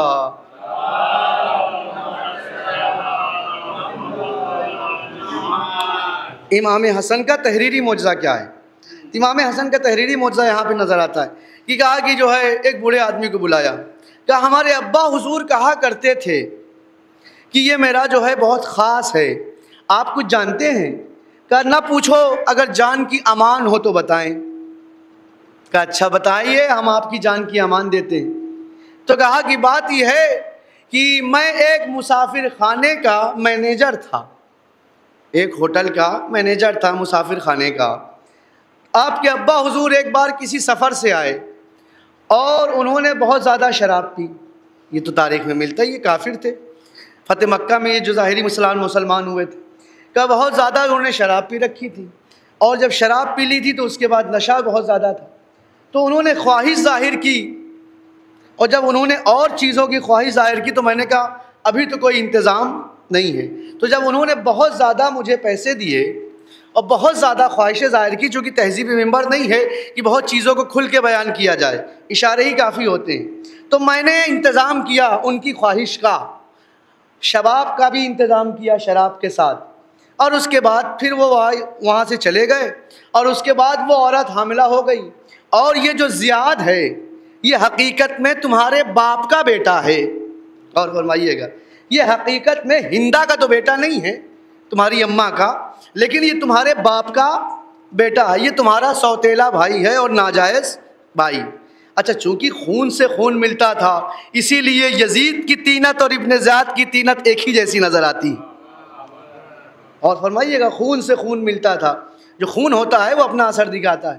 اچھا جیسی یہ بات ہوئی تو اب حاکم شام نے اعلان کروایا، باقاعدہ تحریر ہے کتابوں میں، حاکم شام نے اعلان کروایا کہ آج کے بعد کوئی زیاد کو زیاد ابن ابی نہ کہے گا، اس کا آدھار کارڈ بن گیا ہے، اس کا آدھار کارڈ باقاعدہ ویب سائٹ پہ ہم نے ڈال دیا ہے، اس کے باپ کا نام کا جو کالم خالی تھا ہم وہ ڈال دیا ہے، اب آج کے بعد کوئی زیاد کو زیاد ابن ابی نہ کہے گا، یہ زیاد ابن ابو سفیان ہے۔ یہ تاریخ ہے کہ جہاں پہ حاکم شام نے باقاعدہ ڈھولک بجوا کر پورے شام میں اعلان کروایا کہ اب کوئی زیاد کو زیاد ابن ابی نہ کہے، اس لیے کہ اس کے باپ کا نام وہی ہے جو ہمارے ابا کا ہے، اب یہ ہمارا بھائی ہے۔ حاکم کا اعلان، باپ مل گیا، اور باپ بھی کون ملا کہ حاکم کا باپ، یعنی سیدھا سیدھا یہ رائل فیملی کے ہو گئے، اور فرما رہے ہیں حاکم کے باپ ہو گئے۔ تو ایسی صورت میں لوگ بڑے خاموش ہو گئے کہ ارے اب کس کی جرات ہے کہ جو زیاد کو زیاد ابن ابو سفیان نہ کہے۔ ہر آدمی نے کہنا شروع کر دیا۔ اب امام حسن نے ایک تحریر کیا خط، من حسن ابن علی الی زیاد ابن ابی، اور فرمائیے گا من حسن ابن علی الی زیاد ابن ابی، خط آیا ابن زیاد کے پاس، زیاد نے خط دیکھا، خط دیکھنے کے بعد فوراً خط لا کے حاکم شام کے سامنے پٹک دیا کہ بڑے بھیا بات یہ ہے کہ آپ نے تو اعلان کروا دیا تھا ہمارے ابا کا، لیکن سب نے مانا، حسن نے نہیں مانا۔ سب نے مانا کا کیا ثبوت ہے؟ کہ دیکھیے ابھی کل ایک خط پہنچا ہے، انہوں نے ہم سے کچھ بات کی، حال چال پوچھا حکومت کا، اور خیر وعافیت سے خط میں کوئی خاص مضمون نہیں تھا، سارا مضمون اسی ٹائٹل پہ تھا، اور فرمائی خط میں کچھ اندر کچھ نہیں تھا، بس اتنا تھا کہ فرام اور ٹو جو ہے یہ مین تھا۔ لکھا کہ ان حسن ابن علی الی زیاد ابن ابی، حسن ابن علی کی طرف سے زیاد اپنے کسی باپ کے بیٹے کے نام یہ خط لکھا، حال چال پوچھا ہے اور کچھ نہیں، سب کچھ تو ٹھیک ہے، اندر کچھ نہیں لکھا، لیکن یہ جو ٹائٹل لکھا ہے زیاد ابن ابی، لگتا ہے کہ ان تک اطلاع نہیں پہنچی ہمارے ابا کے نام کی۔ تو پھر حاکم شام نے کہا کہ ایک بار خط لکھ کے اطلاع کر دو کہ ہمارے ابا کا نام پتہ چل گیا ہے، ہو سکتا ہے وہ کوفے میں، وہ مدینے میں رہتے ہیں، ہم شام میں ہیں، اطلاع نہ پہنچی ہو، تو تاکہ جو ہے ایسی صورت میں دوبارہ تمہارے ابا کا نام لکھیں، اور اتنا بڑا مسئلہ نہیں ہے۔ انہیں خط لکھا کہ ایسا ہے کہ اب پتہ چل گیا ہے، اب آج کے بعد حاکم شام نے اعلان بھی کروا دیا ہے ہمارے ابا یہ ہیں، لہٰذا آج کے بعد آپ جو ہے ہمیں زیاد ابن ابی نہ لکھیے گا، ہمیں لکھیے گا زیاد ابن ابی سفیان، کیونکہ ہمارے باپ کا نام آدھار کارڈ میں سبمٹ ہو گیا ہے، اب ہمیں پتہ چل گیا ہے، لہٰذا سارے لوگ یہی کہتے ہیں اور آپ بھی یہی کہیے، آپ سے بڑی گزارش ہوگی، بڑی مہربانی ہوگی، لہٰذا پتہ چل گیا ہے تو اب یہ والا نام ہٹا دیجئے، ابن ابی نہ کہیے، ابن ابی سفیان کہیے۔ وہاں پہنچا خط، امام نے دوسرا خط لکھا، اس کے بعد دوسرا خط لکھا کہ من حسن ابن علی الی زیاد ابن ابی، پھر دوبارہ وہی من حسن ابن علی الی زیاد ابن ابی۔ اچھا جیسے ہی لکھا من حسن ابن علی الی زیاد ابن ابی، تو اب خالی دعویٰ نہیں کیا بلکہ دلیل دی۔ قال رسول اللہ، رسول اللہ فرماتے ہیں کہ الولد للفراش وللقاہر الحجر، یہ حدیث ہے کہ ولدیت جو ہوتی ہے وہ نکاح سے ملتی ہے، عیاشی سے ولدیت نہیں ملا کرتی، ولدیت حلالی ہونے سے ملتی ہے، غیر حلالی کو کبھی ولدیت نہیں ملا کرتی، یہ اسلام کا اصول ہے، نہ ولدیت ملتی ہے نہ وراثت ملتی ہے، یہ اسلامی قانون ہے، اسلامی لا ہے، یاد رکھیے گا۔ امام نے حدیث لکھ دی کہ الولد للفراش وللقاہر الحجر، ہاں ولدیت جو ہوتی ہے وہ صاحب فراش سے ہوتی ہے، نکاح والے سے ہوتی ہے، غیر منکوحہ سے اگر ولد دنیا میں آ جائے تو ڈی این اے تو ملتا ہے، ولدیت نہیں ملتی۔ اور فرمائیے گا اب جیسے یہ خط حاکم شام کے پاس پہنچا، حاکم شام بھی آگ ببولہ ہو گیا۔ مسئلہ یہ نہیں ہے کہ اس وقت حاکم شام کو امام حسن نے تحریر لکھ دی، امام حسن نے تحریر لکھ دی، حاکم شام غصہ ہوا، حاکم شام نے کہ بہرحال بغض بڑھا لیکن کوئی جواب نہ دے سکا، چونکہ ساتھ میں حدیث پیغمبر لگی ہوئی تھی الولد للفراش وللقاہر الحجر۔ ایک مرتبہ معاویہ کہتا ہے کہ ایسا ہے کہ حدیث پیغمبر ہے، خط کو چھپا دو، اگر مسلمانوں کو پتہ چل گیا تو تمہارا آیا ہوا نام پھر مٹ جائے گا۔ لیکن تاریخ لکھتی ہے 1400 سال گزر گئے، آج بھی آپ تمام کتابیں اٹھا کے دیکھیں، کسی مسلک کی کتاب اٹھا کے دیکھیں، شیعہ کتاب، اہل سنت کی کتاب، کسی مسلک میں جب اس زیاد کا ذکر ہوگا تو کہیں بھی آپ کو زیاد ابن ابو سفیان نہ ملے گا۔ اہل سنت کے علماء نے بھی لکھا زیاد ابن ابی، زیاد ابن ابی، زیاد ابن ابی، اس کا مطلب یہ ہے کہ جو تحریر حسن نے کر دی، آج تک کسی مفتی کے اندر اتنی جرأت نہ ہوئی کہ حسن کی تحریر کو کاٹ سکے، حسن کی تحریر کو کاٹ سکے۔ 1400 سال بھی اگر آپ زیاد کی ہسٹری اٹھا کے دیکھیں گے تو آپ کو باپ کا نام نہ ملے گا، جبکہ حاکم شام نے اعلان کرایا تھا۔ یہ بھی معاملہ ہے، اس کا مطلب یہ ہے کہ حاکم کی حکومت کا اعلان ایک طرف، حسن کے قلم کی تحریر ایک طرف۔ ایک صلوات بھیجے محمد ہوا۔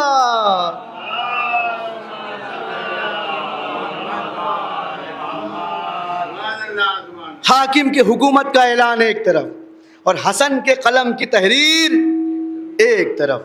یہی وجہ ہے کہ قلم جب تحریر اتنی بڑی لکھ جائے تو اللہ بھی وجد میں آ کے کہتا ہے والقلم، قلم کی قسم، وما یسترون، اور اس تحریر کی قسم جو اس قلم سے لکھا گیا ہے۔ صلوات بھیجے محمد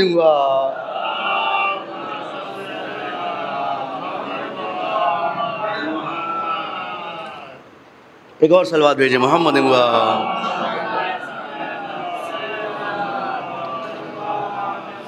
یہی وہ عناد تھا، یہی وہ بغض تھا بنی امیہ کے اندر کہ امام حسن نے، اب آپ دیکھیں جرأت امام حسن، یہ ایک عجیب چیپٹر ہے۔ امام حسن جس طریقے سے ہر امام کی ایک صفت آشکار ہوئی ہے، رونما ہوئی ہے، وہ صفت امام کی پوری حیات پر غالب آ گئی۔ جیسے چھٹے امام کی صفت صداقت آشکار ہوئی تو صادق کہا گیا، ساتویں امام کی جو صفت آشکار ہوئی والکاظمین الغیظ، یعنی آپ غصے کو پی جاتے تھے، اس سے کہا جائے کہ آپ قوت برداشت بہت رکھتے تھے، حلیم بہت تھے۔ تو ایسی صورت میں چونکہ آپ بردبار تھے اور آپ غصہ نہیں کرتے تھے، چاہے جتنا ستم ڈھائے گئے تو آپ کو کاظم کہا گیا۔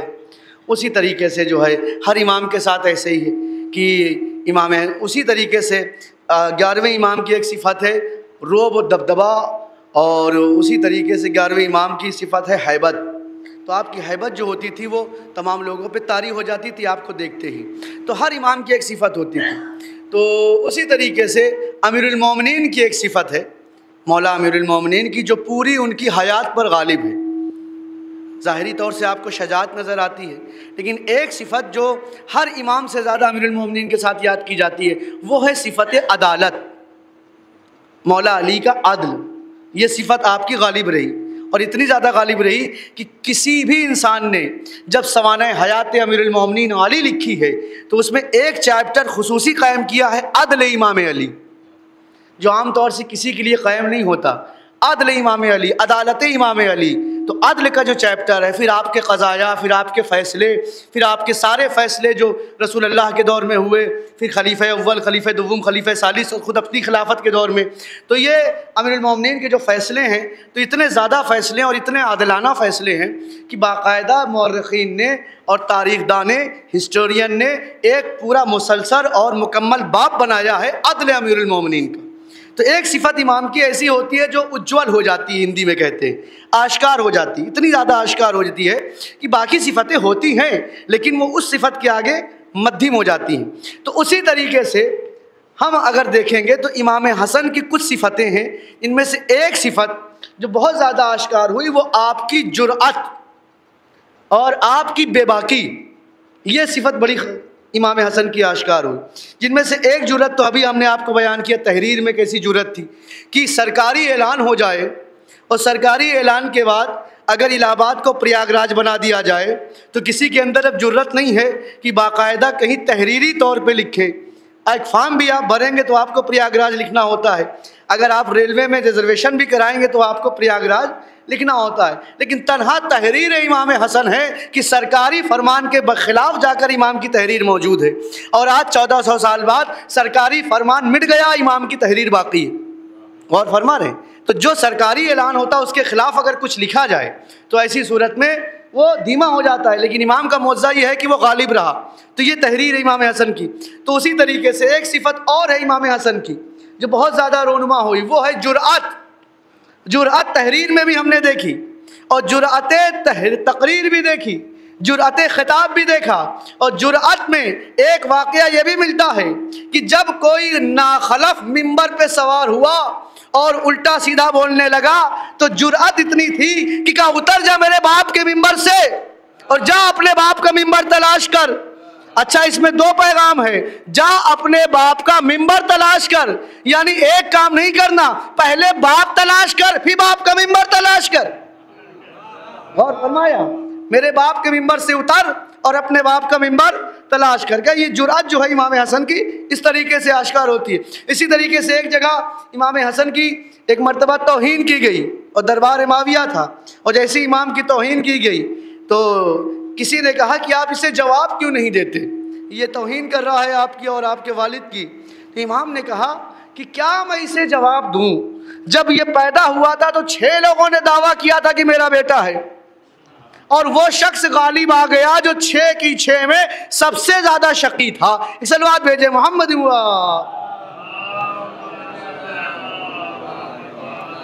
تو یہ جو امام حسن کا جو جواب ہوتا تھا حاضر جوابی، یہ تاریخ میں لکھا ہے۔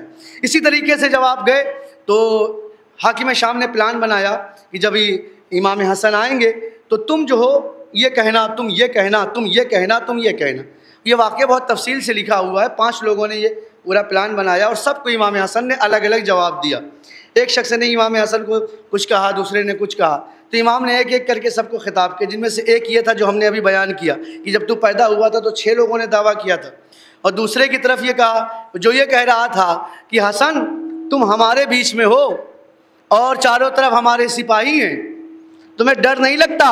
غور کیجئے گا، تمہیں ڈر نہیں لگتا کہ اگر ہم چاہیں تو آج ہی تمہیں قتل کر دیں اور تم دربار کے باہر نہیں جا سکتے، تم آج بیچ میں ہمارے گھرے ہوئے ہو؟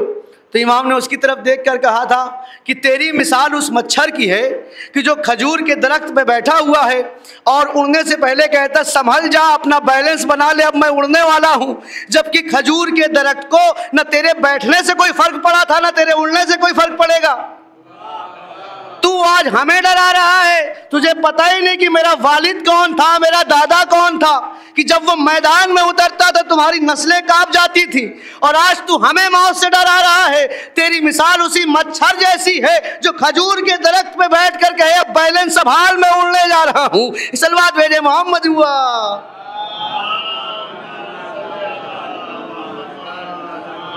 یہ امام حسن کے کلام ہے، درانہ کلام، امام حسن کے زبردست کلام، اور ایک چھوٹے چھوٹے جملے ہیں، لیکن امام حسن کی شجاعت اور امام حسن کا وہ بول اور وہ حاضر جوابی کہ سامنے والا بالکل سرنگو ہو جاتا تھا۔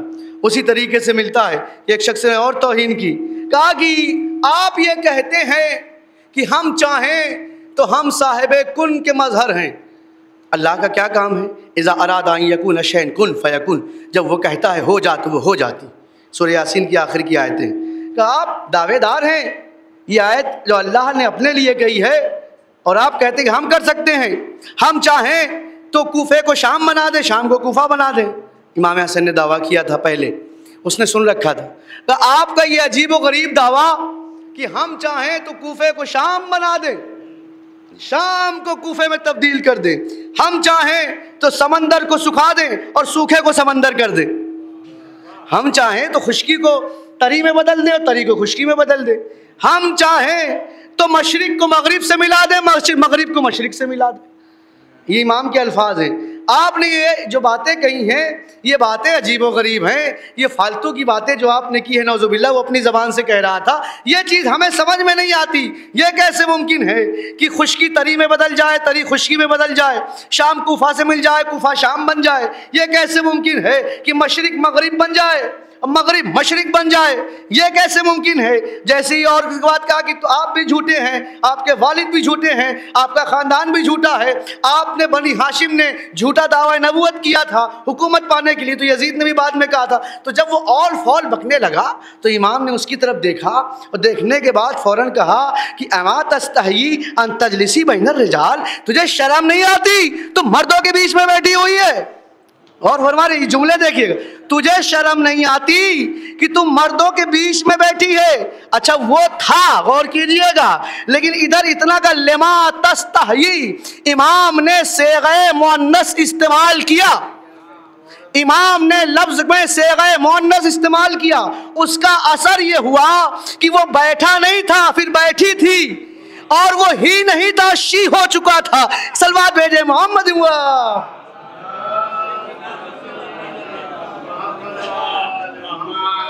ایک لفظوں کا کھیل، اور دیکھا کہ وہ اچھا، پھر وہ جانے لگا۔ اب یہاں پہ دوسرا معجزہ ہے، جب وہ جانے لگا تو اسے لوگا کہاں جا رہا ہے، کہاں جا رہی ہے؟ اب وہ جا رہا ہے تو چونکہ نکل رہا ہے، لیکن حقیقت میں اب امام نے پوچھا کہاں جا رہی ہے؟ تو کہا میں جا رہی ہوں اپنے گھر۔ ایک صلوات بھیجیں محمد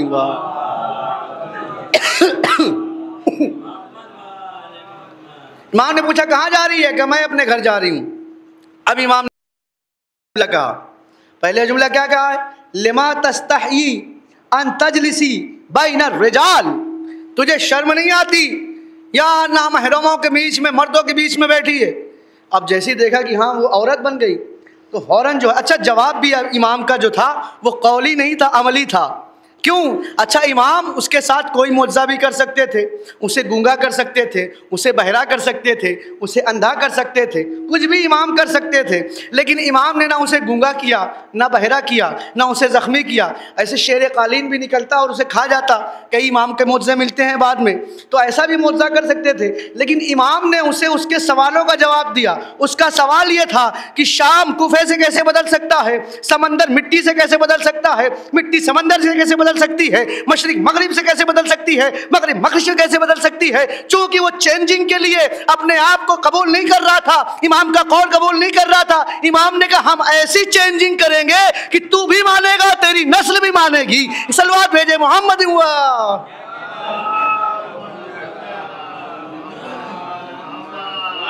امام نے کہا ہم ایسی چینجنگ کریں گے، ایسا بدلاؤ کریں گے کہ تو بھی مانے گا، تیری نسل بھی مانے گی، اور یہ پورے درباری بھی مانیں گے کہ ہاں جب مذکر کو مؤنث بنایا جا سکتا ہے تو پھر کوفے کو شام میں بدلا جا سکتا ہے، سمندر کو مٹی میں بدلا جا سکتا ہے، مٹی کو سمندر میں بدلا جا سکتا ہے۔ صلوات بھیجے محمد ہوا۔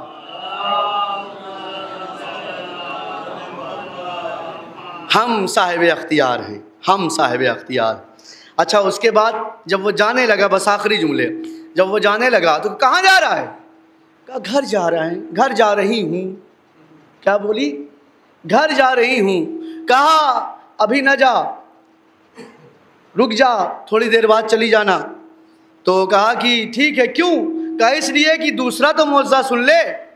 کہ دوسرا معجزہ اب کیا ہونے والا ہے؟ کہ میں امام عادل ہوں۔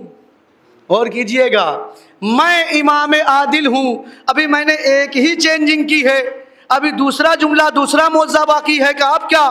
کہا اس لیے کہ اب جب تو گھر جائے گی تو تیری بیوی پہلی والی جو ہوگی، غور کیجئے گا، چونکہ پہلے تو مرد تھا تو تیری بیوی موجود ہوگی، اب ایک گھر میں دو عورت، یہ عدل کے خلاف ہے۔ میں امام عادل ہوں۔ اب ایسی صورت میں دوسرا معجزہ یہ نے کیا کہ ٹھیک ہے اگر تو گھر جا رہی ہے تو جا، تیرا شوہر تیرا انتظار کر رہا ہے، تیرا شوہر تیرا انتظار کر رہا ہے۔ اچھا مسئلہ یہ کہ سامنے دیکھ کر معجزہ کرنا اور ہے، لیکن چیز بھی سامنے نہ ہو اور معجزہ ہو جائے، یہ معجزہ کچھ اور فن کا ہوتا ہے۔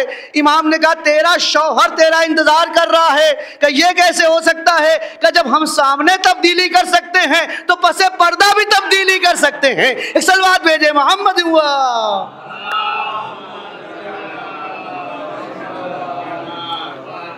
ہم پس پردہ بھی تبدیلی کر سکتے ہیں، اس لیے کہ ہم ہیں امام عادل۔ ہم نہیں چاہتے کہ ایک گھر میں دو عورت جمع ہو جائیں، جب دو عورت جمع ہو جائیں گی تو جھگڑے زیادہ ہوں گے، تو ہم نے کہا ایسا ہے کہ بیلنس بنایا جائے، اور عدل کا امام ہوں میں نے تم پر تبدیلی کی ہے تو ادھر بھی تبدیلی کر دیا، جاؤ اپنی زندگی کو آگے شروع کرو۔ تو بہرحال ایسے معجزے زندہ معجزے ہوئے ہیں۔ بنی امیہ کا وہ حسد، اور وہ حسد دھیرے دھیرے پنپتا ہوا وہ ظلم کی صورت میں تناور درخت بن گیا۔ اور روایت یہ ہے کہ اس طریقے سے امام حسن نے دین کو پھیلایا ہے کہ روایت یہ کہتی ہے کہ جب امام حسن تھے اور امام حسن کی شہادت ہوئی ہے تو حاکم شام معاویہ کا جملہ جو تحریر میں ہے، اور صحیح مسلم صحیح بخاری میں یہ جملے موجود ہیں کہ حاکم شام ملون یہ کہتا ہے جب امام حسن کی شہادت ہوئی کہ حسن ایک آگ کا انگارہ تھا، حسن ایک آگ کا انگارہ تھا کہ جس کے بجھنے پر مجھے بڑا سکون ملا۔ یہ حاکم شام کے جملے ہیں جو کتابوں میں لکھے ہوئے ہیں۔ اس کا مطلب یہ ہے کہ اگر یہ کہا جائے کہ امام حسن بہت خاموش مزاج تھے، بہت زیادہ پرامن تھے، تو یہ چیزیں غلط ہیں۔ امام حسن نے جو جواب بنی امیہ کو دیا ہے، بنی امیہ کو ناک و چنے چبا دیے تھے۔ روایت یہ کہتی ہے کہ جس طریقے سے بنی امیہ کو امام حسن نے درانہ جواب دیا ہے، بے باکانہ جواب دیا ہے، تاریخ میں اور کوئی نہیں ملتا کہ جو بنی امیہ کی آنکھوں میں آنکھیں ملا کے ڈال سکے۔ کوئی اس وقت نہ تھا، لیکن امام حسن تھے جو تحریری بھی جواب دے رہے تھے، تقریری بھی جواب دے رہے تھے۔ یہی وجہ ہے کہ حاکم شام نے ایک انسان کو باقاعدہ اس طریق پہ مامور کیا کہ کسی طریقے سے امام کو زہر دیا جائے۔ اور آپ کو معلوم ہوگا کہ امام کو ایک مرتبہ زہر نہیں دیا گیا، امام کو متعدد مرتبہ زہر دیا گیا۔ کبھی کوئی ایک عصا لے کر آیا، ایک اندھا بن کر آیا اور اپنے عصے کے نیچے میں ایک کیل لگائے ہوئے تھا جس پر زہر تھا۔ امام زخمی بھی ہوئے اس سے، اس کے بعد امام کا معالجہ ہوا، امام صحت یاب ہو گئے۔ اس کے بعد کوئی ایسا آیا کہ امام کے باقاعدہ ران پر اس نے خنجر مارا، یہ بھی تاریخ ہے۔ یہ سارے بنی امیہ کے بھیجے ہوئے آدمی تھے۔ اسی طریقے سے امام کو مختلف مقامات پر مختلف زاویے سے زہر دیا گیا، کہیں پہ زہر دینے والا ناکام رہا۔ آخری بار جو امام کو زہر دیا گیا کہ جس کے بعد بنی امیہ کامیاب ہو گئے، وہ زہر وہ تھا کہ روایت یہ کہتی ہے کہ معاویہ نے ایک بندے کو بھیجا اور کہا کہ یہ زہر امام کی بیوی جودہ بنت اشد تک پہنچا دینا اور اس سے یہ کہنا کہ اگر وہ زہر دے دے گی تو ہم اسے ملکہ شام بنا دیں گے، ہم اپنے بیٹے یزید کا نکاح اس کے ساتھ کر دیں گے۔ یہ تحریریں لکھی ہوئی ہیں، چونکہ یہ اس کی بیٹی تھی کہ جو دشمن تھا امیر المومنین کا، اشعث کندی کی بیٹی تھی۔ اشعث کندی کون تھا؟ اشعث کندی یہ خوارج میں سے تھا، جنگ صفین کے بعد یہ خوارج میں آ گیا تھا، اور خوارج وہ ہیں کہ جن میں سے ابن ملجم بھی تھا، وہی خوارج ہے۔ روایت یہ کہتی ہے خوارج کی تھی، اور یہ چونکہ ایسی صورت میں امام کے گھر آ گئی تھی امام کے امتحان کے لیے، جس طریقے سے نوح کی بیوی تھی، جس طریقے سے پیغمبر کی کچھ بیویاں تھیں جو پیغمبر کو اذیت دیتی تھیں، اسی طریقے سے یہ امام کی بیوی تھی، لیکن امام کے لیے اذیت کا سبب بنی ہوئی تھی۔ اسی وجہ سے روایت یہ کہتی ہے کہ ایک مرتبہ یہاں تک زہر پہنچ گیا، اور جب بیت امام تک زہر پہنچ گیا، روایت کے مطابق امام آخری شب میں جو امام کی شب آخر تھی، امام نے کہا کہ ایسا ہے کہ ہمیں پیالے میں پانی رکھ دو۔ روایت کہتی ہے کہ اسی پیالے میں زہر گھول دیا گیا۔ امام اٹھے، امام نے اسی پیالے سے زہر نوش فرمایا۔ لیکن عزیزان گرامی، امام کو بھی زہر دیا گیا ہے، نبی کو بھی زہر دیا گیا ہے، لیکن دونوں میں فرق یہ تھا، نبی کو جو زہر دیا گیا وہ ہلکا زہر دیا تھا، اور ایسا زہر دیا تھا کہ کئی دنوں بعد نبی کے اوپر اثر ہوا تھا۔ ہاں، اتنا ہلکا دیا گیا کہ روایت یہ کہتی ہے کہ کئی ہفتوں تک بعد اثر ہوا، بعض روایتیں کہ مہینوں پہلے زہر دیا گیا تھا، لیکن جب نبی کے نواسے امام حسن کو زہر دیا گیا تو رات میں زہر دیا گیا ہے اور صبح تک امام کی شہادت ہو جاتی ہے۔ اور ایسا کاری زہر دیا گیا تھا، ایسا خطرناک زہر دیا گیا تھا کہ امام جب قے کر رہے ہیں تو قے میں زہر نہیں نکل رہا ہے، جگر کے ٹکڑے کٹ کٹ کے نکل رہے ہیں۔ زینب بیٹھی ہوئی ہیں، ایسا کاری زہر ہے کہ جگر کے ٹکڑے نکلتے ہیں۔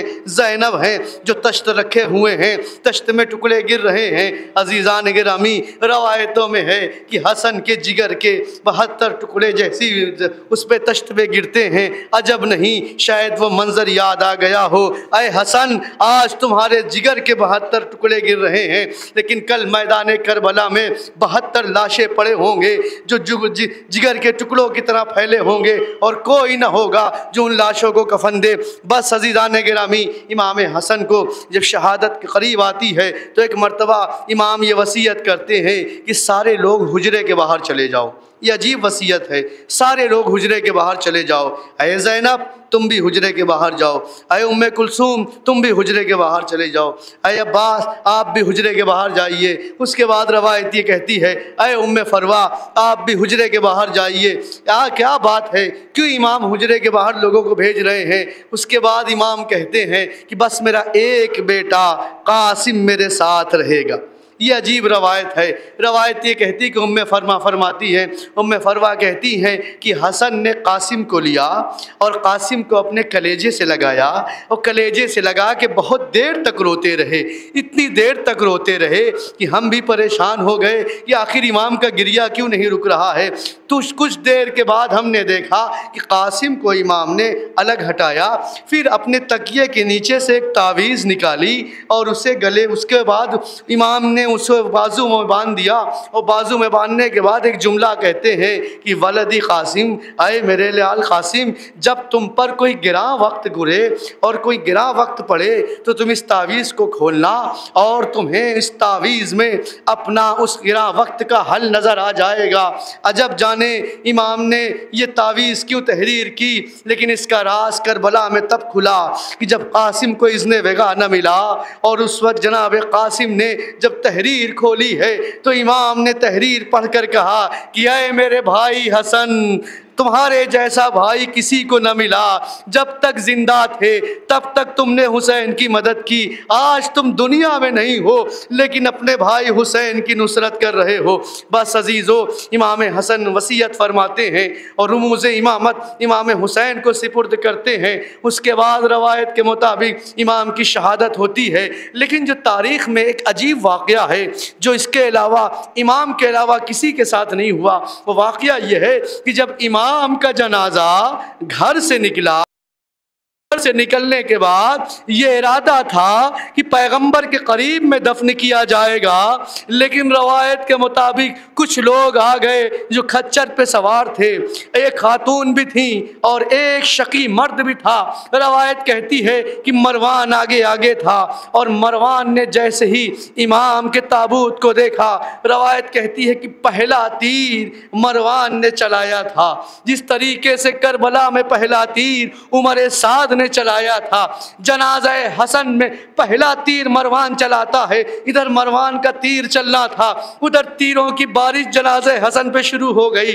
عجیب بات تھی کہ ادھر تیروں کی بارش تھی، ادھر عباس کا ہاتھ ایک مرتبہ تلوار کے اس تلوار تک پہنچتا ہے اور دستہ تلوار تک جیسے ہی ہاتھ پہنچا، ایک مرتبہ حسین نے روکا، ہے بھیا عباس، یہ کربلا نہیں ہے، بابا نے تمہیں کربلا کے لیے مانگا ہے۔ بس عزیزان گرامی، عباس کو روک لیا گیا، لیکن حسین یہی کہتے رہے کہ تیر نہ مارو، میرا بھائی مظلوم ہے، ہم جنازہ واپس لے جا رہے ہیں، تیر نہ مارو۔ حسین جنازہ لے کر واپس آئے، عجب نہیں بیویوں نے جب دیکھا ہو، پہلی مرتبہ جنازہ گھر کے باہر نکلا لیکن گھر کے اندر واپس آ گیا، تیروں کو نکالا گیا، کفن کو تبدیل کیا گیا، اب جو جنازہ نکلا ہے تو جنت البقیع میں دفن کیا گیا، لیکن بقیع سے ایک آواز آ رہی تھی، آ میرے لال، تو نانا کے پہلو میں نہیں رہے گا، تیری ماں تیرا یہاں انتظار کر رہی ہے۔ عجب نہیں یہ ماں کتنی دکھیا ہے، ایک مرتبہ حسن کا انتظار کیا تو جنازہ حسن جب پہنچا ہے بقیع میں تو فاطمہ نے دیکھا کہ حسن کا جنازہ آ رہا ہے تو اس طریقے سے ہے کہ جگہ جگہ زخم لگے ہوئے ہیں، لیکن اسی طریقے سے جب عصر عاشور حسین کا جنازہ آیا، بس عزیزو آپ کے سامنے جنازہ نکل رہا ہے، جنازہ پیغمبر ہے کہ جہاں کوئی نہیں تھا کہ جو جنازہ پیغمبر کو اٹھاتا، چند اصحاب تھے، امیر المومنین تھے جو پیغمبر کا جنازہ لے کے آگے بڑھے ہیں اور دفن کیا ہے، لیکن جو دوسرا جنازہ ہے وہ بڑا مظلوم جنازہ ہے، وہ جنازہ امام حسن ہے۔ عزیزان گرامی، یہ جنازہ وہ ہے کہ جو تیروں سے زخمی ہے، بس فرق یہ ہے کہ حسن کا جنازہ تیروں پر تھا، حسین کا جنازہ تیروں پر معلق ہو گیا تھا۔ اب عزیزو اس طریقے سے جنازہ آ رہا ہے، زخمی جنازہ ہے، آپ اسے